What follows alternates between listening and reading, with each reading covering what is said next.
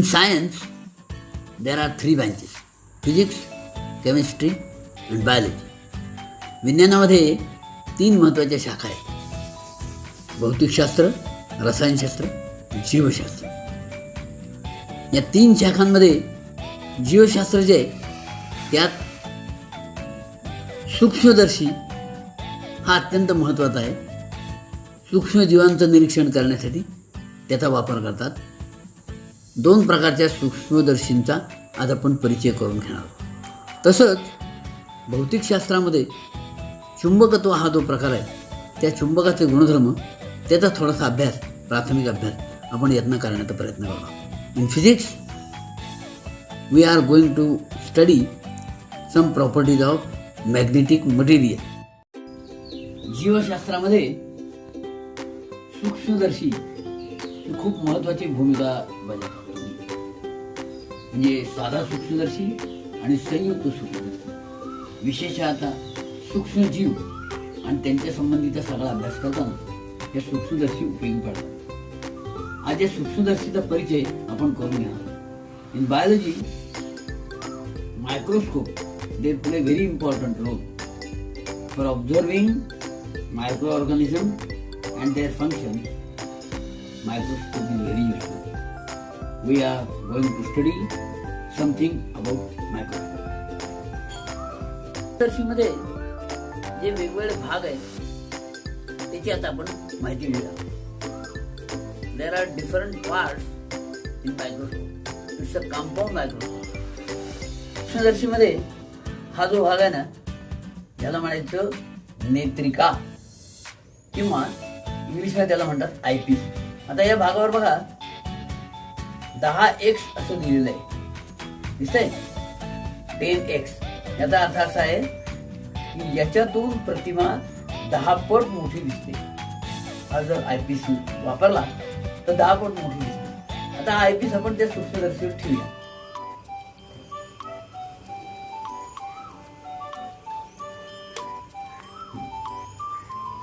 If you use this eyepiece, then we get image which is 10 times of the object.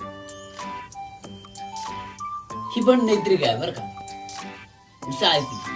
आता ह्याच्यावर काय लिहिलंय बघा, 15x लिहिलंय. याचा अर्थ हा जर आपण आयपीस वापरला तर 15 पट प्रतिमा मोठी दिसते. Now it's an eyepiece. If you use this, then we get image which is 15 times of the object. आता हा ठेवून बघूया बरं तिथे.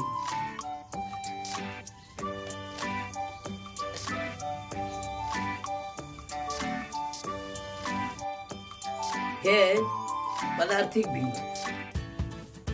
आता ह्याच्यावर बघा 10 असं लिहिलेलं आहे.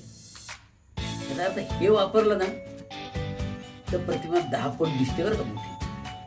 मग आता हे आणि तो आयपीस असं दोन्ही वापरलं तर 100 पट प्रतिमा मोठी दिसते. 10 गुणिले 10 हे आहे objective. It's a objective and we get the image which is 10 times that of object. If we use that eyepiece and this objective, then we get the image which is 100 times the object. It is the second objective. आता याच्यामधनं जर आपण प्रतिमा पाहिली तर 45 पट मोठी दिसते बघा. त्याच्यावर 45 असा आकडा असतो, 45.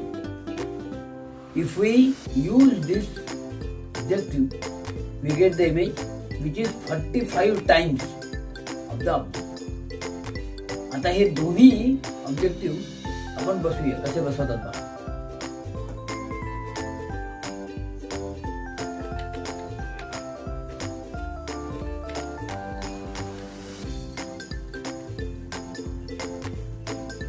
हे बघा छान बसले ते.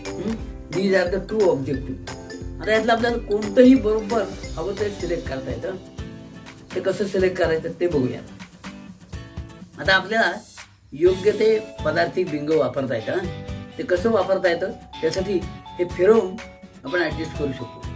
नाव if we rotate then we can adjust and the appropriate objective can be used.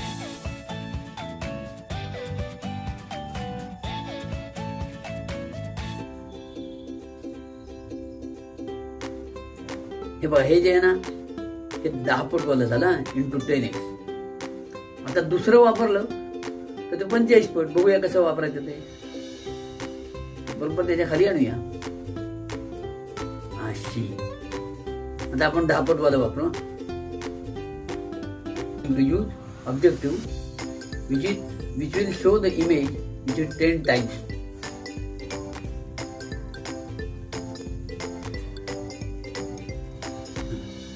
आता इथे पदार्थिक बिंग, नंतर नेत्रिका आणि तो पदार्थ, याच्यामधलं अंतर आपल्याला बदलता येतं. Now we can adjust the distance by rotating this screw. आता हा स्क्रू फिरवला की बदलता येतो. दुसरा आहे त्याच्यात फाईन ऍडजस्टमेंट असते. म्हणजे वरच्या स्क्रूने एका फेऱ्यात जे होतं त्याच्यासाठी याला 100 फेरे लागतात. इतकं सावकाश होतो. तेव्हा फाईन ऍडजस्टमेंट केली जाते. असे 2 स्क्रू आहेत ज्याच्यामुळे आपल्याला त्या पदार्थाचं फोकसिंग बरोबर करता येतं, जेणेकरून ती वस्तू बरोबर दिसते. We can focus that object using this screw and the first screw and the second screw which is fine adjustment. Okay, ही एक काचपट्टी. या काचपट्टीवर आपण जे सूक्ष्म जीव पाहायचा आहे त्याचा नमुना ठेवतो बरं का. आणि मग ही काचपट्टी त्याच्यावर ठेवता येते. पण ती ठेवण्यापूर्वी त्याच्यावर एक आणखी आच्छादक पट्टी असते, त्याचाही परिचय करून. This the slide, glass slide, and we have to keep the specimen on this glass slide, and there is a cover slip which should be kept on this slide.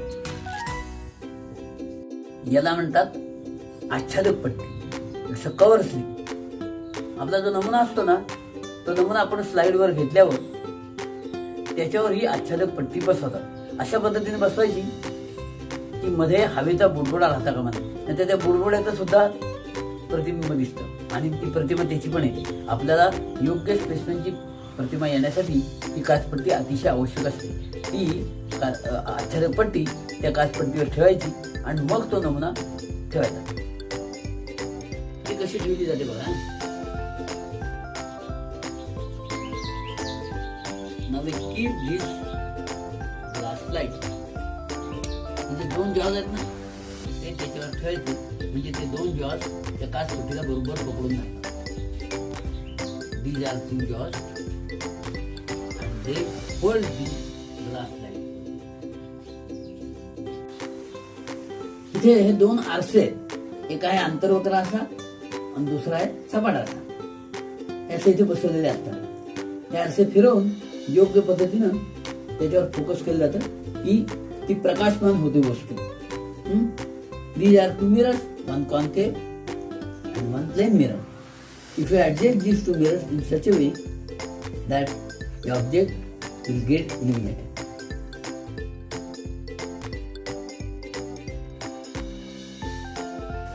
आता हा सगळ्याच्या सगळा प्रकाश जर याच्यात शिरला तर घोटाळा होतो. म्हणून इथे प्रकाशाची ऍडजस्टमेंट केली जाते.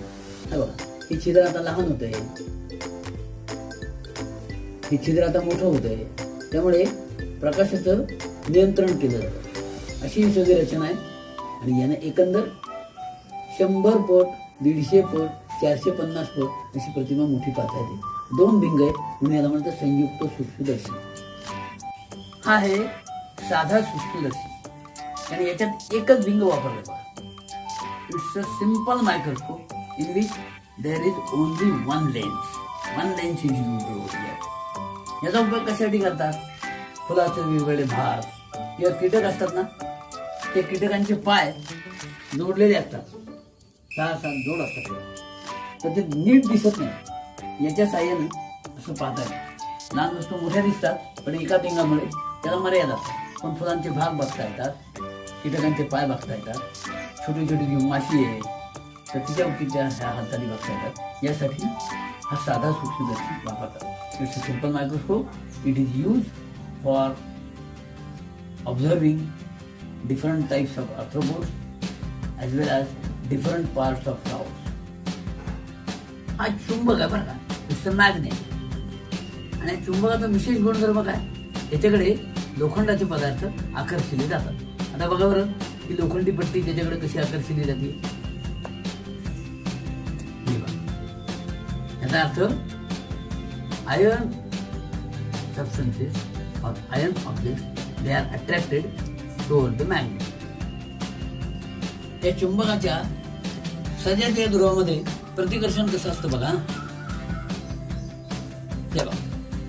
या उलट विजातीय ध्रुवामध्ये आकर्षण असतं आणि तेव्हा उलटा ध्रुव आला आणि तो पट्टीशी आकर्षित झाला. There is a force of attraction between two similar poles. There is a force of attraction between two dissimilar poles. And there is a force of repulsion between two similar poles. It's a magnetic needle. It shows north and south direction. ही चुंबक सूची ती दक्षिणोत्तर दिशा दाखवते आहे. याचं कारण काय, पृथ्वी हा एक चुंबक आहे. Earth itself is a magnet. And there is a force of attraction between two dissimilar poles. And there is a force of repulsion between two similar poles.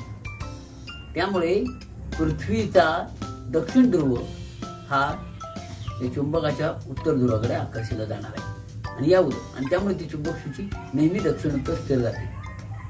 चुंबक सूची आहे ना, आता याच्या जवळ दुसरा चुंबक धरल्यावर काय होतं बघा. जवळ धरला, दुसरा जवळ धरल्याबरोबर ती चुंबक सूची विचलित होते. याचा अर्थ ते चुंबकीय बल आहे ते काम करत आहे.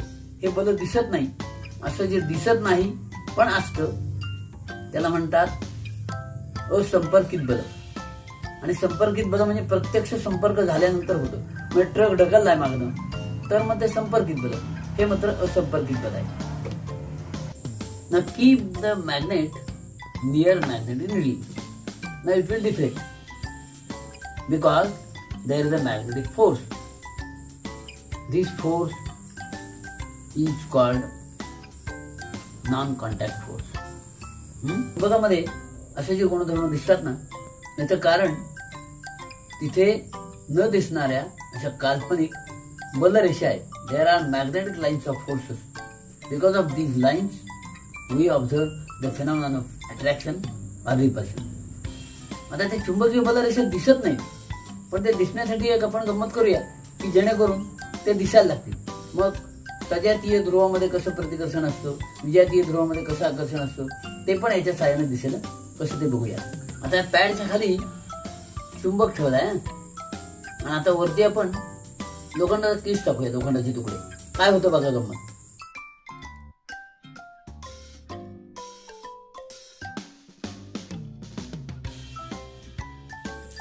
आता या बलरेषा स्पष्ट दिसतात बघा. These are magnetic lines of force, and these lines of force they can visualize with the help of iron firing and magnet. And we can observe the magnetic lines of force now.